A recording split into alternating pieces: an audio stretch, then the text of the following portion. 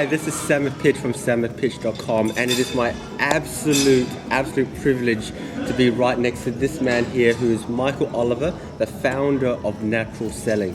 Michael Oliver has a long and illustrious career in selling, and he's been able to be the trainer of many huge multinational organizations and help lots of people create a style of questioning that I think revolutionized my way of talking to people in a way that is non-confrontational, and that's really awesome. So that's all I can put it down to. I also consider Michael Oliver like essentially the Yoda of selling. He has this amazing ability to get into your mind in a very nice way and just really get to the crux of problems. But it's not about me. It's really about, I want to interview Michael. We're having breakfast at this really high-end mastermind. He was sitting by himself, and I said, you know what, this is the perfect opportunity to ambush him. So thank you for allowing me to interview you. You're welcome, Simon. So I guess a lot of people wouldn't even know about natural selling. So tell me what it is and how you came about to be the founder of it. Okay, so you asked me two questions there. Which one would you like answered first? The first one. The first one, what is natural selling? Yeah, what is natural selling? Okay, actually it's probably better answered by answering the second one. So we'll see if we do that. When I first started selling many years ago, it was in the early 80s. I learned all the tricks and techniques and the whole process of what I call conventional selling. And conventional selling is really based on the ability to be able to present what it is that you're offering, and then be able to handle any objections that come up and prepare for those, and prior to that to be able to close. So there's really a three-step process: the ability to present, close, and handle objections. Yeah. And it always felt very confrontational to me, and I always felt there had to be what I termed in those days a better way. And now I look at it as like had to be another way, because I don't like the word better so much, because it always creates conflict, because it means that if something's better, then something's not as good. So it's just another way, and natural selling is another way. And I always felt there had to be another way of being able to talk with people, because the whole premise was based on, if you like, helping people satisfy their needs. And yet it really wasn't about satisfying their needs and helping them. I mean, the whole conventional process was really geared towards making a sale. And it was very, very confrontational. And what I really discovered was, as I progressed through this and started learning how that people have the answers. Everyone has the answers. In fact, it's something I say is that people have the answers. All you need are the right questions. Yeah, I love that saying. Or right types of questions. Yeah. It's not the right questions, the right types of questions. Is that once you can establish that and you let go of the sale and focus on something entirely different, and instead of trying to make a sale, simply discover if there is a sale to be made in the first place, and detach from the sale aspect, the magic happens. I think very, very magical happens. And if you enter into a sort of a dialogue process where you let go of your own needs, you let go of, you have millions of needs, especially as a salesperson. So I know need to make a sale, need to get this person to do something, need to whatever, give a person a business card, talk about ourselves. And the number one cause of rejection and objections is about talking about your solution to something, and talk about how great it is and how people should try it and do it. It's going to work for them. All this kind of stuff works against you, because the question comes up, are people really interested in what you think? And most of the people are not. Yeah. And if it's not in context, if the presentation isn't in context and is based on the fact that a person has created declared interest in wanting to change their present situation, if they haven't made a declared interest that they have a desire to change their present situation, then there's absolutely no point in making a presentation. What you said, I thought was really powerful. You said that it's not the main thing is, it's not about selling people. It's not seeing that there's a sale to be made. I think one of the main fears about selling is the whole aspect of feeling rejected. And that's because we feel rejected because we think it's about us, and we're coming onto the battlefield. We got all our armor on, and we call it the close. The things that we try to do in between the rejection periods, like pull downs, tie downs, porcupines, whatever the language is, are trying to get them down and getting, yes, you will say yes. But when you say that, first of all, you got to see if there's an actual sale to be made, and there's not, then no one's rejected you. And in fact, the way you do it, people reject themselves. Let's be clear on something though. All of those terminologies, you talk about the different closes. Yeah. Okay. I mean, the words themselves, the Yeah. porcupine close, those sorts of things, the puppy dog close. Yeah. All those sorts of things are really geared about us trying to close the other person to get them to do what we want them to do, which is to get a sale. Yeah. Now, if you remove the titles of those and you substitute the philosophy, say, of natural selling Yes. behind it, as opposed to the philosophy of conventional selling, which is to get the sale, right? Is actually those questions are quite powerful, but you have to change the context in which they're built. So when we talk about it, I always felt that they were tips and tricks and tactics. Yeah. But natural selling is a philosophy. So once you walk in with that philosophy, it's a whole different process. Yeah. And the person actually feels that it's totally different. That it's centered around them. Yeah. Rather than, hey, here's what I got. It's so amazing. Do you want it or not? Yeah. Yeah. So the big question I ask in workshops with a lot of people is to say, how would you like to have, especially in network marketing, direct sales, right? How would you like to have most people interested in you, your solutions, and what you're all about? Everyone raises their hand and says, yeah.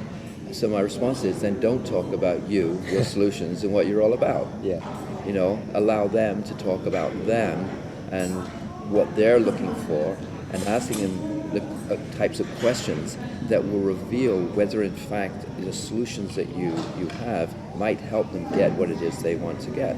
And if they've already got the solution, or they're happy or whatever, you move on. You're not trying to squeeze a sale on this. Yeah. So really that's the essence. And the philosophy behind it is really, the main philosophy is let go. Let go of everything and go in with a blank slate each time. No presuppositions or anything like that. So what happens when you let go of control? Because as lots of salespeople, like, I've got to control the sales. I've got to make sure they're moving that way. What happens when you let go? Well, guess what happens when you let go of control? The irony is that you now are in control. Okay. See, Yoda, right? Yoda of selling. Okay. Tell me again. Well, think about it. Okay. If you have the ability to let go of controlling everything and anything, what is that saying about you? Okay, that you're comfortable enough not to be in control. So you are in control of who? Yourself. You're in control of yourself, and when you're in control of yourself, what else are you in control of? Of all your surroundings, Of your surroundings. and the people that you're with. And here's what happens is that when you let go, and you're fully authentic in letting go, other people let go. So there's a Sufi saint by the name of Rumi. You've heard of Rumi, who said, beyond the field of wrongdoing and the field of right doing, there's another field. I'll see you there. Oh, beautiful. So what you're doing is by letting go and not putting pressure on the other person, and by allowing yourself to be attracted to them, they become attracted to you. You create a space into which you both step, and it's a space that really is about it is about detachment, and it comes a free space, and that's where dialogue happens. Pure dialogue. Dialogue is when you suspend all your ideas, all your prejudices, or your thoughts, what you think is right, wrong, everything like that, and allow the other person to talk, and instead of 1 and 1 making 2, 1 and 1 make 11, and people will open up to you. You can start that dialogue, and that's the space I'm talking about. And starting a dialogue, letting go, and doing all that takes an act of courage if you've never done it before. When you do it, amazing things happen, but you have to be able to understand that it's really not about you. It is about you. There's another thing, but it's not about you. It's about other people. By making it about other people, it becomes about you, and you achieve what it is you want much, much faster by doing so. Okay, so Does that make sense? It makes a lot of sense. Somewhat sense? Yes, it makes a lot of somewhat sense. So at the moment, we're looking at the philosophy, and that's what I love about natural selling, the philosophy of it. But then, obviously, then comes the practicality of putting that in action. What does that look like? You know, especially for a person who, say they're talking to a partner, a future prospect partner. What does that look like? The natural selling technique. I'm not sure I fully understand the question, but I would say to you that when you're talking with a potential partner, a potential customer, it really depends on the context and how you're starting the conversation with them. In the realm of selling, depends whether you're calling a lead, back a lead, whether it's a stranger. There's a lot of different ways that you can start conversations. So in this context, let's say that they're not a cold lead, but they say someone that you know quite well, you know of each other, and you want to see that they're interested in looking at a business opportunity. Where would we start? Well, the places where you don't start is by launching in necessarily with, hey, I've got a great business opportunity, we'll look at it. Yeah. But having said that, it might be appropriate for certain people. Yeah. And so you have to look at the person that you're going to be talking with. And you have to do some research in your own mind about, what do you know about this person? Yeah. What type of personality are they? Are they in business? Do they look for these kinds of things? But if you jump out of the blue to somebody who's never been in business before and so on, and you got that approach, you're likely to turn them off. Yeah. So you have to take a little bit more of a longer approach. Yeah. That's sort of eventually where you want to get to. So the natural selling process is really about it's really about discovering and helping another person discover if really there's something missing in their life. I mean, that's the first objective, is there something missing in this person's life? And you'll hear it all around. People will tell you all the time there's something missing. And if you ask them, they'll tell you something's missing. And then you have to ask yourself, is what is missing, is it something that I can help them replace, whether it's with my own product or solution or somebody else's? Now, in your training, you go, just because somebody says, hey, I wish I could have some more money, doesn't give you, that's not the time to just go, blah, blah, blah, you need some more money, here's what I've got. That's not the time, you say. What do? You can see an opening, but that's not the time to just go for the presentation. That is an opening for a conversation. That's an opening for a conversation. Or dialogue. Yeah. Okay, dialogue is more powerful. Of course, Yeah. conversation has a different energy to it. But that's the opening, and then through a series of questions that you learn, again in context, types of questions, you can find out, the two things. Even if a person says, I wish I had a lot more money for whatever. Well, money is just money. Yeah. And so you have to dig behind it, find out the history of why this person came to this point. What will money do for them? Yeah. How important is it? Those kinds of things are part of the conversation. Yeah. And until you establish that, there's absolutely no value in most cases. Absolutely no value in talking about, I've got a solution for you. Yeah. Yeah. With, for example, if you can ask people and say, so with problems comes what? Just talk with somebody with generally ask the questions to say, so what comes with problems? Most people would say solutions. And the answer is no. It's not solutions. That's too oriented. We're too oriented on that solution phase. With problems comes opportunity. Opportunity for what? Opportunity to be able to engage the person in conversation.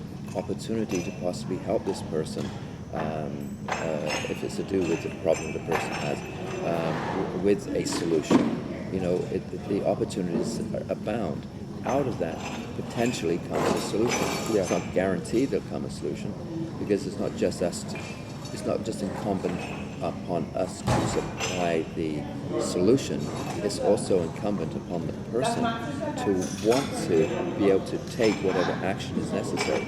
It's incumbent upon the person to find the resources to do it as well. Yeah. And a lot of salespeople think it's about them trying to sell and push whatever it is they've got, but the responsibility is just as much on the person who's buying as it is on ourselves. Yeah. And that's part of natural selling, is that it is about our own taking advantage of our own personal responsibility, coming from that place, and that emanates to the other person. because the way that you present yourself, the types of questions that you ask, putting no pressure on the other person, tells oodles about you as a salesperson. You know, and as such, it tells the other person, because I have a thing called this personal responsibility question. It demonstrates that you are responsible for yourself. Yeah. And they feel that. Yeah. And they take on that aspect of being responsible for themselves to a lesser or greater extent, but it starts that process. Yeah. You know, So how are you doing that? doing awesome. So when I first started in this whole thing, I thought I was an okay salesperson, right? I thought I could do this fine until I came across your technique of natural selling. It has really changed my life in the way that I approach people, in the way that I ask questions, and I feel that I've been able to create richer experiences. You know, rather than just make a sale, it's about the person feels like they've truly been helped and they thank you for it. Yeah. And that's a totally different feeling. So I really want to thank you from the bottom of my heart for being that person. And if people want to know more about you, they should just simply go to your website, www.naturalselling.com. Yeah, you can go to naturalselling.com, or you can go to michaeloliver.com, which is my blog. Yeah. Both lead into each other. So either one, naturalselling.com, michaeloliver.com. Okay. And if you haven't already embraced this kind of philosophy and selling, then it might be something for you. Yeah. And if it is, there's a free e-course you can take. You can progress through and go at your own speed, and as you gain momentum, if you like it, then we have other programs to help you to help The other home people. study course is amazing. It's amazing. Okay, thank you, Michael. Thank you so much for your time. Thank you, Samith. Great. Awesome. Thank you. Thank you.